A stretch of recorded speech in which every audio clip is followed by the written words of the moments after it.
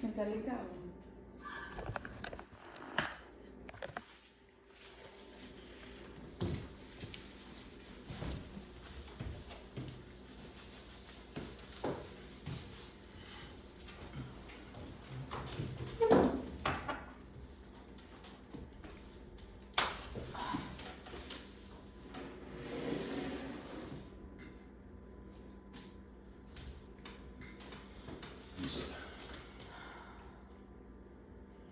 Pai, graças nós te damos porque o Senhor é bom e a tua misericórdia dura para sempre. Queremos expressar as nossas gratidões, Senhor, por esse dia incrível que se inicia. Declaramos palavras de vida, de esperança, de saúde, de paz, de prosperidade. Que tudo que há abundância dentro de nós possa ser externalizada, Senhor. Que nós tenhamos um dia incrível. E esse momento nosso, que é um momento muito precioso, onde estamos na mesa, tendo comunhão contigo, possa ser um momento de muita reflexão, de muita compreensão e de muita visão daquilo que o Senhor quer falar conosco. Fala conosco por meio da tua palavra, traga ensinamentos, insights, que nós possamos crescer na graça, no conhecimento e cada dia se tornar pessoas melhores. Abençoa o nosso lar, a nossa família, abençoa, Senhor, o nosso trabalho, as nossas finanças, abençoa os nossos projetos, tudo está consagrado a Ti. Colocamos tudo em Tuas mãos. Amém, Senhor. Amém.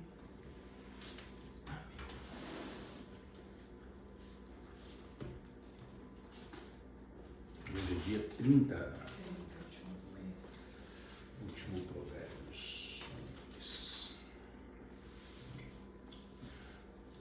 Provérbios de número 30, palavras de Agur, filho de Jaque, de Massá. Disse o homem: fatiguei-me, ó Deus, e estou exausto, porque sou demasiadamente estúpido para ser homem. Não tenho inteligência de homem, não aprendi a sabedoria, não tenho o conhecimento do santo. Quem subiu ao céu e desceu? Quem encerrou os ventos nos seus punhos? Quem amarrou as águas na sua roupa? Quem estabeleceu todas as extremidades da terra? Qual é o seu nome e qual é o nome do seu filho, se é que sabes? Toda a palavra de Deus é pura, ele é escudo para os que nele confiam. Nada acrescente às suas palavras, para que não te repreenda e sejas achado mentiroso. Duas coisas te peço, não me negue antes que eu morra. Afasta de mim a falsidade e a mentira. Não me des nem a pobreza, nem a riqueza. Dai-me o pão que me for necessário, para não suceder que, estando eu farto, te negue e diga: quem é o Senhor? Ou que, empobrecido, venha a furtar e profane o nome de Deus. Não calunieis o servo diante de seu Senhor, para que aquele te não amaldiçoe e fiques culpado. Há daqueles que amaldiçoam o seu pai e que não bendizem a tua mãe. Há daqueles que são puros aos seus próprios olhos e jamais foram lavados da sua imundícia. Há daqueles quão altivos são seus olhos e levantadas suas pálpebras. Há daqueles cujos dentes são espadas e cujos queixais são facas, para consumirem na terra os aflitos e os necessitados entre os homens. A sanguessuga tem duas filhas, a saber, dá. Há 3 coisas que nunca se farta, sim, 4 que não dizem basta. Elas são a sepultura, a madre estéril, a terra, que se não farta de água, e o fogo que nunca diz basta. Os olhos de quem zomba do pai, ou de quem despreza a obediência à sua mãe, corvos no ribeiro os arrancarão e pelos pintões da águia serão comidos. Há 3 coisas que são maravilhosas demais para mim. Sim, há 4 que não entendo. O caminho da águia no céu, o caminho da cobra na pedra, o caminho do navio no mar e o caminho do homem com uma donzela. Qual é o caminho da mulher adúltera? Come e limpa a boca e diz, não cometi maldade. Sob 3 coisas estremece a terra. Sim, sob 4 não pode subsistir. Sob o servo quando se torna rei, sobre o insensato quando anda farto de pão, sobre a mulher desdenhada quando se casa, sobre a serva quando torna herdeira da sua senhora. Há 4 coisas muito pequenas na terra que, porém, são mais sábias do que os sábios. As formigas, povo sem força, todavia no verão prepara a sua comida. Os arganazes, povos e não poderosos, contudo fazem sua casa nas rochas. Os gafanhotos não têm rei, contudo marcham todos em bando. O gecko que se apanha com as mãos, contudo está nos palácios dos reis. Há três que têm passos elegantes, sim, 4 que anda airosamente. O leão, o mais forte entre os animais, que por ninguém torna atrás, o galo que anda ereto, o bode e o rei, a quem não se pode resistir. Se procedeste incessantemente em te exaltares, ou se maquinaste o mal, põe a mão na boca, porque o bater do leite produz manteiga, e o torcer do nariz produz sangue, e o assolar a ira produz contendas. Tu leu errado aqui, ó. Insensatamente. Insensatamente, é. Tá, o que é esse desanimar? Que loucura que Salomão fez aqui, Não, né? porque no caso tem 2 animais aí que eu não conheço, né? É desconhecido pra mim a pessoa. Aí tem que pesquisar qual que é que tu não conhece. Guerra. Alganazes. Acho que é esse aí. Deixa eu pegar no celular. Alganazes. Alganazes. O que é um alganazes? Alganazes faz é algum tipo de ave que faz ninho nas rochas, né? Alganazes. É um roedor. É tipo um rato. Então Os arganazes do campo são pequenos roedores que vivem na América do Norte. É tipo um hamster. Parece um hamster. Ao contrário de muitas outras espécies de roedores, como o Microtus montanus, os arganazes do campo mantêm relações sexuais duradouras. Ou seja, os machos só têm relações sexuais com uma única fêmea e as fêmeas com um único macho. Olha, eles têm um casamento. Ai, que bonitinho. Tá, que mais? Tem mais um bicho aí que eu não sei. Qual? Vai lendo aí que eu já te falo. O leão, o galo. Não. O gecko. Gecko, esse aí. Que se apanha com as mãos. O que é esse aí? Com tudo Como é que está nos escreve? palácios do rei. G-E-C-O. Gecko. Tem um K, no caso. Hoje tem um K, é tipo um camaleão. Gecko também é conhecido pelo termo em inglês gecko com K. É o nome popular dado a lagartos de pequeno a médio porte da família Geckonidae. Muito comuns em regiões tropicais, eles são famosos por sua capacidade de escalar superfícies lisas e por emitirem vocalizações únicas. É esse bichinho aqui, ó. Quase parece um lagarto. É um tipo de lagarto. Não é assim que se escreve. Gecko. Sim, eu escrevi certo. E ele trouxe gecko. É porque tu não prestou atenção no que eu falei. Eu acabei de falar que... Tá. Tá, enfim.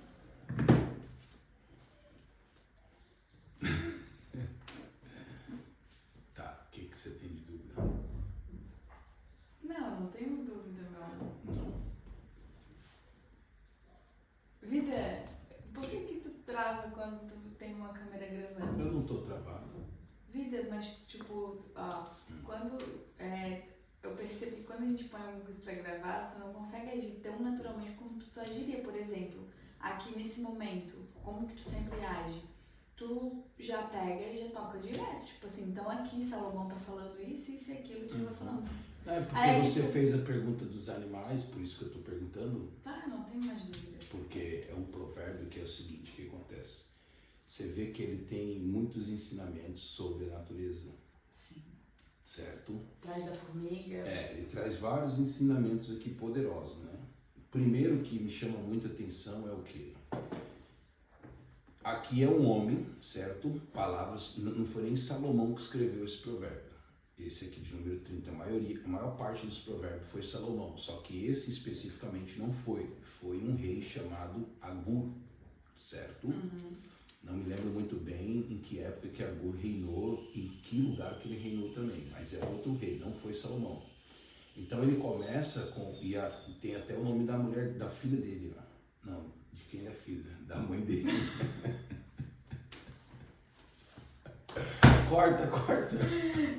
Esquece que tá gravando. Tem que esquecer, amor. Esquece que tem gravação. Esquece. Não vai, corta. Tem que esquecer. Esquece que tem gravação. Isso daí depois tudo são takes em que depois a gente corta. Não Sim. tem problema.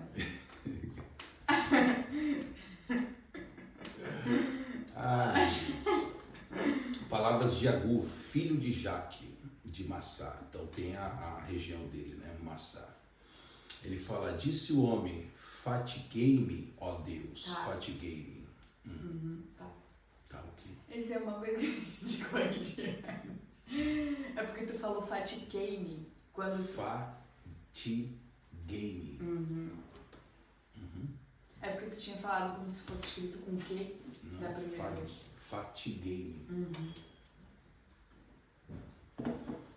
Então a gente vê uma pessoa que ela tá com vários conflitos, tá exausto, desanimado, sem inteligência.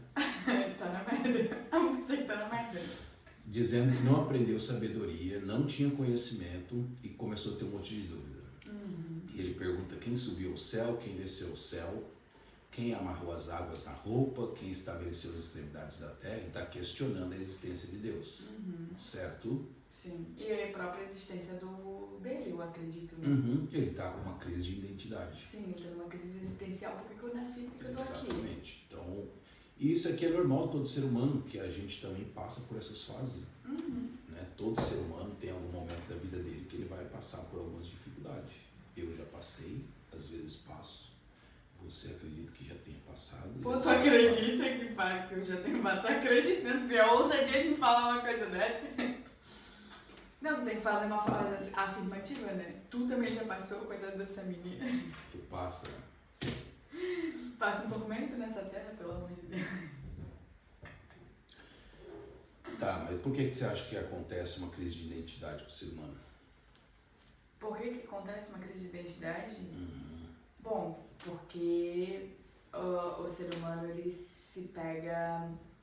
Primeiro, eu acredito que tudo vem da infância, né? A principal parte vem da infância. Então, se uma criança, ela não... Porque a criança de hoje é o adulto de amanhã, né?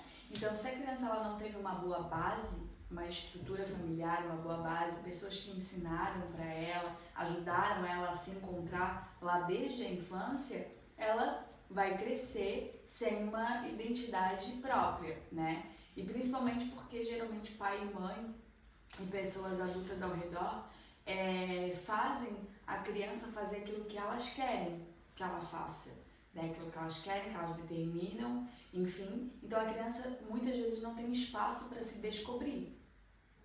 E aí ela sempre vai no que o pai e a mãe mandam ela fazer e ela ser, certo? E aí ela vai crescer, vai ser um adulto, e aí ela vai simplesmente seguir os passos da família. Tem até aquela música do Marvin, né?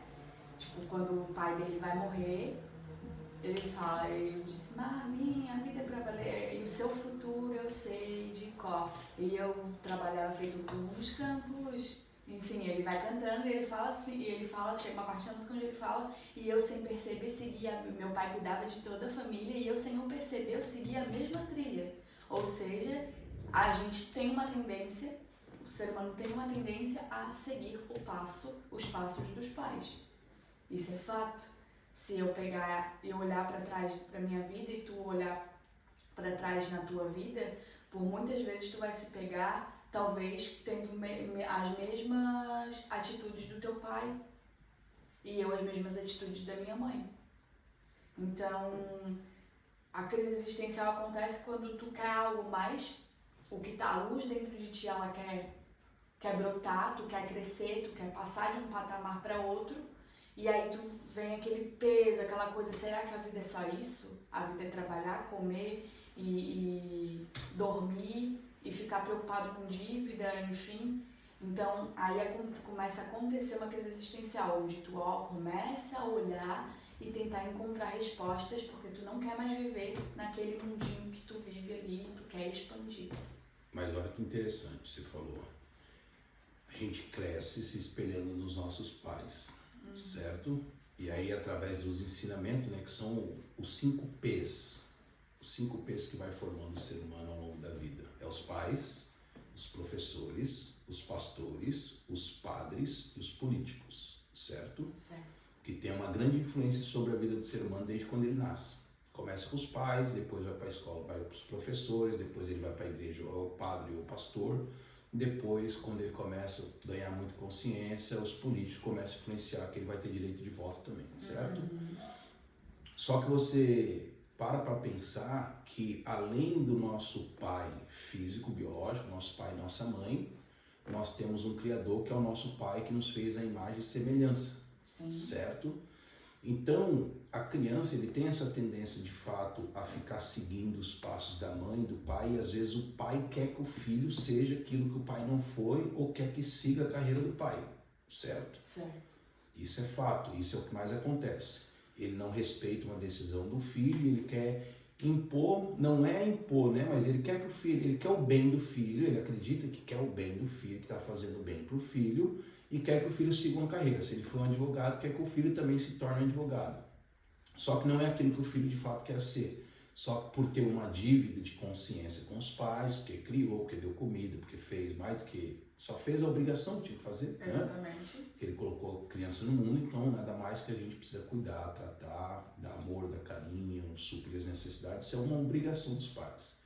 Só que aí o filho acredita que ele tem uma dívida de consciência por ter a vida inteira recebido recursos dos pais, proteção, lar, um teto, uma cama, enfim. E às vezes, por muitas vezes, o próprio pai e a própria mãe falam isso pra ele. Isso. Porque eu te dei tudo. Eu Exatamente. deixei de viver pra cuidar de ti.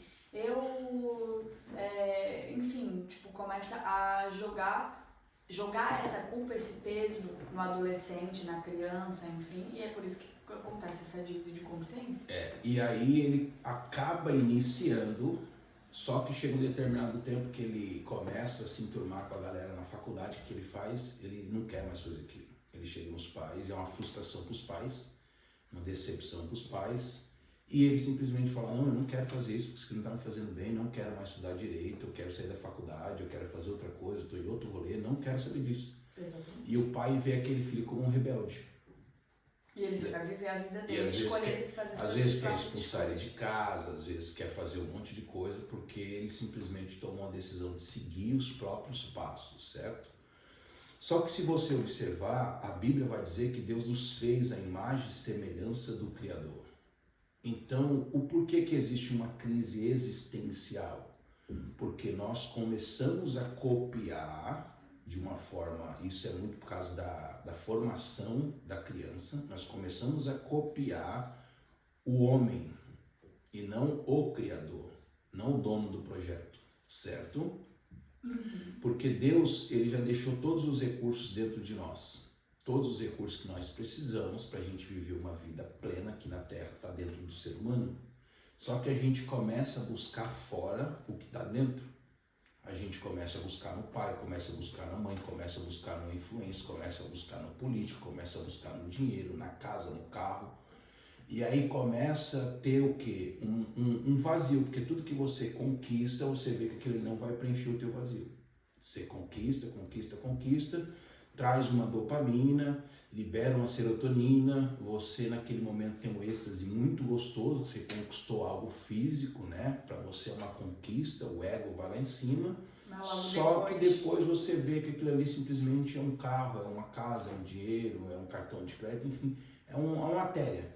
E aquele vazio não foi preenchido. Por quê? Porque só a matéria que você teve acesso. Agora, quando você começa a buscar internamente quem eu sou, da onde eu vim, porque, você falou, a gente se espelha no nosso pai. Só que nós temos um pai que é Deus. E ele nos deixou toda a instrução, toda a orientação daquilo que ele tem para a nossa vida. E às vezes por a gente não imitar, tem um texto que diz lá em Efésios 5:1, sede, pois, imitadores de Deus como filhos amados. Olha que lindo. Então, às vezes a gente quer imitar o homem, quer imitar o ser humano, mas não queremos imitar Deus. Mas também, isso acontece por conta de que a gente não é ensinado a isso. Falta de instrução. Falta de instrução. Então, tu cresce sem esse conhecimento. Sim. Né? E aí, obviamente, tu vai imitar as pessoas mais próximas, os seres humanos, enfim, porque tu não tem o conhecimento de que tu tem que não... Como assim? Eu não vou imitar meu pai e minha mãe, eu vou imitar a Deus? Ninguém me avisou que tinha que ser assim. Então, até eu me descobrir que tem que ser assim e ir em busca, e é exatamente por isso que acontece a crise de identidade e a crise existencial. É nesse momento que a alma está gritando por ele parar de imitar o homem e ir em busca do que é Deus e começar a querer imitar o Criador. Porque assim, todo ser humano ele tem uma identidade própria. Fora o RG que a gente tem a nossa identidade, certo? Certo. Não existe nenhuma impressão digital igual, nenhum timbre de voz igual e nenhuma retina dos olhos iguais. Não existe. Cada ser humano, é único na existência. Então, só que você percebe que existe muitos seres humanos que são parecidos. E por isso que existem várias tribos. Você pode ver que o ser humano, principalmente os jovens, eles são igual uma calopsita. Igual uma maritaca. Eles andam em bando, são tudo igual e você não entende o que eles falam. É bem assim, são as tribos dos jovens. Né? Por quê? Não, mas isso, calma. Mas isso é uma percepção, porque tipo assim, vamos supor... Não é uma percepção. Não, mas olha só, e você não entende o que ele fala, mas se tu pegar eles também na nossa tribo, eles também não vão entender o que a gente são fala. Gerações diferentes. Exatamente. Certo? Então, mas o que eu quero dizer com isso? Não estou fazendo um julgamento dos jovens, que é normal. Só apesar que assim, de eles merecerem. Não, só que assim, o que eu estou dizendo é que é o seguinte, é como se fosse fazer várias cópias. O ser humano hoje, você pega grupo por conta de... quando ele tem crise de identidade, ele tem uma necessidade de aprovação. Aí ele tem que se modelar a um grupo de pessoas para ele caber, para ele se encaixar, para ele ser aceito naquele grupo. Então ele precisa meio que andar igual, se vestir igual, falar igual, pensar igual, seguir aquilo que está acontecendo. Aquela linha. Para quê? Para que ele seja aceito. Naquele. E por ele ter uma crise de identidade, ele não sabe quem ele é, ele não entendeu ainda o que o Criador fez ele, imagem e semelhança, que ele é único na Terra, que ele nasceu para governar, automaticamente ele vai se diminuir para se encaixar naquele grupo. E não é só os jovens, isso também são os adultos, certo? Exatamente. Porque nós estamos falando de jovem porque a gente começa desde a base, desde a infância. Então, isso eu já passei, todo ser humano passa. Só que quando que a gente começa a tomar consciência disso? Quando a gente vê que até quando eu preciso me diminuir para ser aceito? Até quando eu tenho que abrir mão de quem realmente eu sou para ser aceito? Até quando eu tenho que ficar agradando a sociedade, agradando pessoas, agradando, sei lá, grupo, para que eu me sinta bem, sendo que eu não sou essa pessoa? Aí a gente vê pessoas que nem aqui o Agur, com crise de identidade, questionando questionando Deus, quem fez o céu, quem fez a terra, porque acontece tanta coisa, porque simplesmente a pessoa está com uma crise existencial. E a alma dela tá gritando pra sair pra fora que ela quer. Ela quer voar, ela quer vir à tona viver, quem ela é. ela quer saber quem ela quer descobrir. Não, tipo, que interessante que tu falou ali sobre a pessoa querer se moldar, e aí tu falou sobre, tipo, ter que copiar. Uhum. E aí me veio na cabeça aqueles filmes, desenho, enfim, onde tem uma máquina que daí faz cópias de pessoas, aí faz vários pessoas iguais. Uhum. E é exatamente, eu acredito que seja exatamente esse o intuito do desenho, do filme, quando mostra isso. Exatamente. Tipo, mostrar exatamente essa tua visão. Porque o mundo, se você não tomar cuidado, ele vai fazer que você não tenha identidade própria. Exatamente. Entende? Olha o que fala aqui em Gênesis 1:26. Façamos o homem à nossa imagem, conforme a nossa semelhança. Tenha ele domínio sobre os peixes do mar, sobre as aves do céu, sobre os animais domésticos, sobre toda a terra e sobre todos os répteis.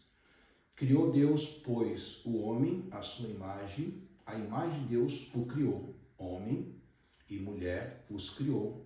Então Deus, ele deu o quê? Ele falou assim, ó, tenha ele domínio. Deus fez o homem à imagem e semelhança do Criador. Deus, ele é Criador. Deus, ele é gerador da vida. Deus é a fonte do amor. Deus é perdão. Deus, ele sabe quem ele é, né? Então, quando Deus faz o homem à imagem e semelhança, Deus está dizendo assim, olha, estou fazendo vocês semelhante a mim. Não é semelhante ao teu pai, semelhante à tua mãe, semelhante ao teu avô, semelhante ao teu tio. Não, semelhante a mim. A minha imagem conforme a minha semelhança. Aí você vai ter traços biológicos, genéticos da tua família, certo? Mas você não tem que ser igual ao teu pai, porque teu pai é único. A criação dele foi diferente, a cultura dele foi diferente, os ensinamentos que ele teve na escola foi totalmente diferente. As experiências, né, que ele teve na vida foram diferentes. A época que ele viveu foi totalmente diferente. E ele teve uma vida dele, ele deu o que ele podia dar de melhor para você. Que muitas vezes também foi o que ele recebeu. O que ele recebeu e ele também não conseguiu se encontrar. Exatamente. E aí ele acaba. Aí acontece a maldição geracional. E daí uma geração passa para outra exatamente aquilo que recebeu. Até alguém conseguir parar para pensar em tudo isso e falar, não, peraí, eu posso fazer diferente. Eu não preciso seguir os passos de quem veio antes de mim. Eu posso seguir um novo caminho. Mas o interessante é que quando a gente começa a ter uma crise existencial e a gente começa a buscar resposta de fato, que foi o que o Agur fez, depois ele traz uma palavra poderosa, ele diz assim, ó, toda palavra de Deus é pura. Ele é escudo para os que nele confiam. Então ele conseguiu encontrar uma resposta e entender que a palavra de Deus ela é verdadeira, ela é pura e ela é um muro de proteção para quem confia de fato nela, certo? Aí ele faz dois pedidos para Deus, ele fala assim, ó, afasta de mim a falsidade e a mentira, não me dê nem a pobreza nem a riqueza. O que ele queria? O equilíbrio. Me dê o pão de cada dia, certo? Que é a oração. Aí ele fala assim, para que eu não passe necessidade e venha furtar e envergonhar o teu nome. E que eu também não fique rico e negue o Senhor e te vire as costas. Então o que ele pediu? Senhor, me dê o pão de cada dia. Lembra da oração de Jesus? Do pão de cada dia? E Jesus falou assim também para a gente não viver ansioso com o dia de amanhã, mas viver o próprio dia de hoje, né? Por quê? Porque ele sempre vai suprir as nossas necessidades. E quando o povo sai do Egito, que o povo vai para o deserto, Deus mandava o maná, que era o pão, que era o alimento do céu. Só que ele não mandava uma quantidade para eles guardarem para outro dia. Por quê? Porque Deus estava dizendo que todos os dias eles precisavam lembrar que a provisão era divina. E é o que a gente precisa compreender, entender e aceitar. que por mais que eu estude, que eu esforce, que eu corra, mas a provisão sempre vem do reino. Sim, e é aquilo, lembrar sempre de pensar no hoje, não no ontem nem no amanhã, sempre no hoje, focar no hoje e assim tu não andeis ansiosos pelo que há de vir no dia de amanhã. Legal. E aqui ele traz alguns depois ensinamento, né? Sobre questão de amaldiçoar pai e mãe, porque aí depois a gente quer ficar a vida inteira só culpando o pai, culpando a mãe pela nossa crise existencial. Por que eles não me ensinaram? Por que eles não fizeram isso? Por que eles fizeram isso comigo? Sendo que eles, exatamente isso. Por quê? Por que ele está falando isso aqui? Porque é o seguinte, a partir do momento que você se torna uma pessoa de maior, que você passa a ter uma consciência que agora você é o dono da sua vida, entre aspas, você assume a responsabilidade de você ter que ir em busca do tesouro perdido que está dentro de você. A dracma. Entendeu? E aí quem fica dando desculpa em tudo não resolve nada da vida. Porque a desculpa é uma maldição que o ser humano encontrou para justificar os seus problemas do resto da vida. Então ele fica dando desculpa e culpando os outros. Ele fica terceirizando. Ah, o que foi isso? Foi a cobra? Ah, foi a mulher que você me deu? Enfim, ele fica terceirizando sempre a culpa, né, para alguém. Então, a gente tem que parar de ficar culpando nosso pai, culpando a nossa mãe. A gente tem que assumir agora a responsabilidade. Pô, peraí, agora que eu descobri a verdade, eu preciso correr atrás dela. Vou mudar. Então, assim, meu pai e minha mãe, eu amo eles deram o melhor que eu tinha para receber nessa existência, que é a minha vida. Eu vim com saúde, graças a Deus. Hoje eu tenho 2 pernas, 2 braços. Quem tem, às vezes tem pessoas que não têm, mas tem vida. E quem não tem, às vezes está fazendo mais do que quem tem. Porque a gente tem um cara aí que está na internet, que ele não tem os 2 braços, mas está dando palestra, está encantando. Fora pessoas que, tipo, não tem a perna, cara, o nome desse livro da pessoa, não, o cara não tinha a perna, tá lá trabalhando de pedreiro. Tá trabalhando, exatamente. Então não tem desculpa. Então a gente tem que parar de ficar culpando os pais o resto da vida, assumir a responsabilidade e falar, não, agora tá comigo, eu tenho que assumir o governo, eu vou fazer, eu vou me encontrar, eu vou entender quem eu sou, eu vou descobrir o que o Criador tem de fato para mim. Se eu fui feita a imagem e semelhança dele, eu vou governar sobre a face da terra. E é aí que entra o autoconhecimento, que já é bíblico, né? Conheça-te a ti mesmo. Sim, eu acredito que a chave de tudo é o autoconhecimento. O autoconhecimento é tudo que o ser humano precisa desenvolver na vida. Quanto mais ele se conhece, mais ele consegue trazer à luz, trazer à consciência tudo que tem dentro dele, para ele ir curando o que precisa ser curado, ir em busca do que ele precisa aprender para progredir e conseguir chegar onde ele tem o plano de chegar. Enfim, tudo vem de dentro. Então o autoconhecimento. Aí depois ele vem falar de algumas coisas, né? Aqui ele fala, ó, a sanguessuga tem 2 filhas, a saber, dá. Sabe aquela pessoa que só pede? Dá, me dá. É a sanguessuga? Corre dessas pessoas, pelo amor de Deus. Há 3 coisas que nunca se farta, sim, 4 que não dizem basta. A sepultura nunca se farta, sempre tem pessoas sendo enterradas todos os dias. E a gente vê que acabou de acontecer a tragédia na Venezuela, em que muitas pessoas perderam a vida, né? Então a gente vê que a sepultura ela não farta, ela não cansa, sempre vai querer mais vidas e vidas e vidas. A madre da estéril, que é louca para ter um filho, a terra não se farta de água e o fogo nunca se apaga, nunca diz basta. Então a gente vê, aqui ele volta a falar, os olhos de quem zomba do pai ou despreza a obediência à sua mãe, corvos no ribeiro arrancarão e pelos pintão da águia serão comidos, né? Então ele traz novamente uma exortação sobre a gente ficar maldizendo o pai e a mãe. E ele fala que existe 3 coisas maravilhosas demais para ele, né? E 4 que ele não entende, que é o caminho da águia no céu, que é lindo o voo da águia, o caminho da cobra na pedra, o caminho do navio no meio do mar e o caminho do homem com uma donzela. 4 coisas maravilhosas, né? Aos olhos dele. E é isso. E aí tem mais um monte de coisa que ele traz sobre os animais, ele vai trazer sobre a formiga. Sim. Mas são muitos insights. Muito bom. Né? Agora vamos ler o devocional. Dia 30. Dia 30. Soltando a flecha.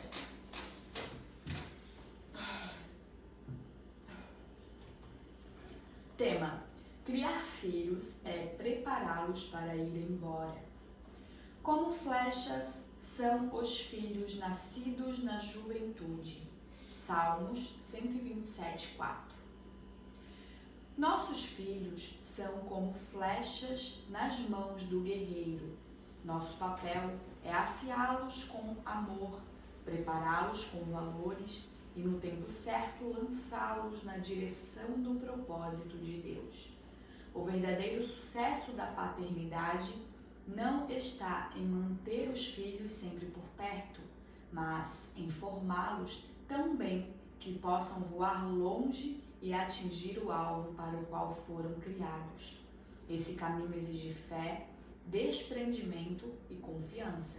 Confie no arqueiro, que vê além do alcance dos nossos olhos e nunca erra o alvo. Que lindo! Atividade: faça uma oração entregando seus filhos ou futuras gerações nas mãos de Deus, confiando que Ele guiará o caminho deles. Que legal. Olha que interessante isso aí, complementando o que a gente acabou de ler. Exatamente. E o que a gente estávamos falando, né? Então, os filhos, eles são como uma flecha. Eu preciso afiar muito bem essa flecha, porque eu vou ter que depois direcionar ela para um alvo, para um propósito. Então, os filhos não são para mim. E os pais, às vezes, querem criar os filhos como se os filhos fossem para ele o resto da vida. Exatamente. E aí que acontece essa crise existencial dos dois lados. A frustração dos pais pelos filhos não ter feito aquilo que os pais queriam, porque os pais queriam que os filhos seguissem o padrão dos pais e não tivessem uma vida própria. E a frustração dos filhos por ficar obedecendo por obrigação um comando dos pais.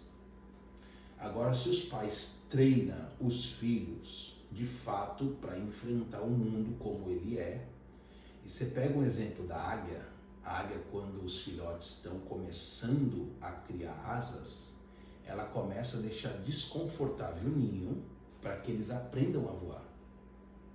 Olha a natureza nos ensinando. Uhum.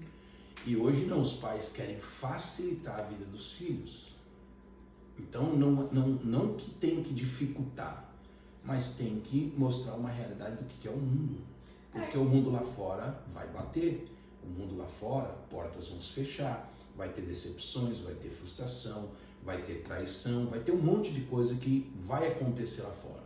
E se eu não preparei esse jovem, essa criança de fato para enfrentar o mundo como ele é, a primeira decepção que essa pessoa tiver, ele vai entrar numa crise pior do que ele já tem, ele vai entrar numa depressão, ele vai cometer talvez um suicídio, que é o que a gente mais vê hoje, jovens com pouca idade, com 12, 13 anos de idade, que nem experimentaram o que é a vida, aí por conta de comparação, por conta de uma crise existencial, chegam ao ponto extremo da mente, do colapso, e tiram a própria vida. É aquilo que eu sempre falo.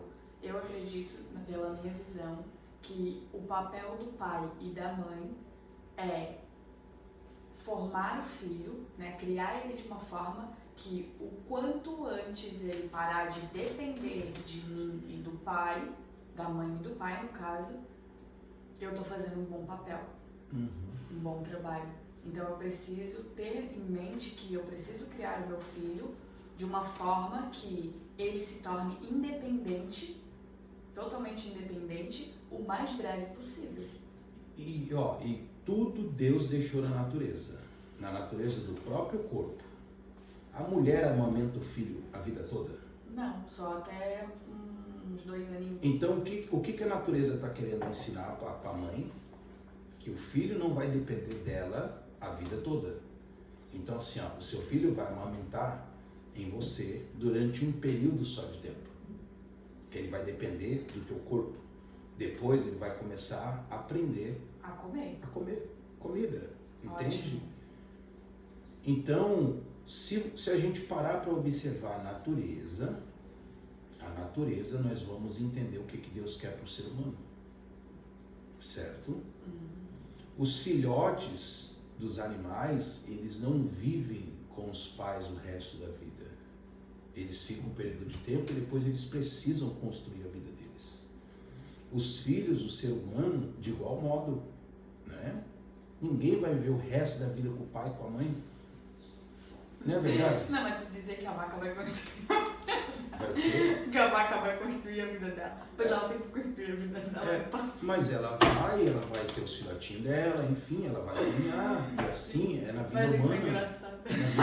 Na vida humana é assim, entendeu? Sim. Só que a gente não observa a natureza. E por não observar a natureza, a gente não cresce, a gente não prospera, a gente não avança. Exatamente. Na realidade, o ser humano é só um corpo adulto, mas a mente dele é uma criança. Dentro dele é uma criança, só esticou o corpo. Então, esse exemplo, sabe, da amamentação, a criança não vive dependente da mãe o resto da vida. Se a mãe entender isso, ela vai rapidamente dar um jeito de ensinar o mais rápido possível para esse menino sair de casa, para ele construir a vida dele, para ela construir a vida dela, para ela estudar, enfim, para ela construir de fato a sua identidade, a sua história, Sozinha, criar a sua biografia. Tendo uma base boa, a pessoa consegue o mais breve possível crescer, e não crescer fisicamente, mas crescer aqui dentro, né? Porque, como eu falei, a maior parte das pessoas hoje, elas simplesmente cresceram de tamanho, mas elas continuam crianças internas. E então, no momento que tu amadurece, que tu cresce realmente, de fato, internamente, não só de corpo, tu entende que tu precisa fazer isso com o teu filho. Aí os pais falam, mas eu não quero que ele passe o que eu passei. Se tu, em busca do autoconhecimento e crescer, aí de fato tu vai conseguir ensinar o teu filho a crescer o mais breve possível. Porque se tu não cresce, é uma criança ensinando outra a fazer merda. Porque criança, ela não sabe fazer as coisas direito. A criança ela só faz cagada. Mas ela precisa fazer cagada pra aprender. Só que tem gente que fica fazendo cagada a vida toda e ela não aprende. Ela não consegue extrair o amadurecimento, o crescimento das coisas que ela vem fazendo, cometendo de erro. Então, quando eu entendo isso, eu boto um filho no mundo e eu entendo que eu preciso agora instruir, não ditar. Eu não posso falar o que ele tem que fazer. Eu preciso instruir, dar ferramentas para ele escolher o próprio caminho dele. Filho, a vida é assim, assim assado, existem 2 caminhos, né? Um caminho, falar sobre ação e reação, se tu fizer isso, provavelmente é isso aqui que vai acontecer contigo. Se tu fizer aquilo, é isso aqui que vai acontecer contigo. E enfim, e dar instruções de fato que vão fazer ele pensar, crescer intelectualmente e, enfim, ele conseguir de fato criar um caminho bom. Porque se eu dito regras, a gente inconscientemente, todo ser humano não quer receber regra de outro homem. Ele não quer, que outra pessoa fale o que eu tenho que fazer, porque ela não é maior do que eu, nós somos iguais. Então quem ela pensa que é para me dizer o que eu devo fazer? Então o ser humano ele não quer isso. E ele, inconscientemente, quando o pai e a mãe ditam o que ele precisa fazer e ele não pode escolher o próprio caminho, ele está no quê? Rebelde. Por quê? Porque ele quer existir, ele quer viver, ele quer construir a própria vida e o pai e a mãe não querem deixar, não querem permitir. E aí entra essa rebeldia, que não é uma rebeldia, ele simplesmente não sabe como reivindicar o direito dele do livre-arbítrio. E a questão, né, de os filhos serem flecha, Por que que Deus está trazendo esse ensinamento, né? Como flecha, os filhos nascidos, né? Eles vão ser lançados no mundo. Porque pela lei da natureza, é fato que os pais partem primeiro do que os filhos. A gente vê que às vezes altera essa lei, certo? Por alguns fatos aí. E infortúnios da vida também acontecem. Mas, quando o pai e a mãe tomam consciência que o meu tempo de vida, ele é mais curto dependendo de quando ainda eu me torno pai e mãe, né? Às vezes tem pais que vão se tornar pais aí já um pouco mais velhos, certo? O meu tempo de vida vai ser mais curto do que o tempo que eu vou ter com o meu filho. Então, eu entendo que essa criança que hoje eu estou gerando, daqui a pouco ela vai ficar no mundo sem eu. E se eu manter essa pessoa sempre dependente de mim, a hora que eu faltar, ele não vai saber se virar. Entende? Então, quanto mais eu tenho consciência de que eu preciso instruir, ajudar e ensinar e mostrar que o mundo lá fora vai ser um mundo em que ele todos os dias vai precisar tomar uma decisão de fazer coisas certas e erradas, certo?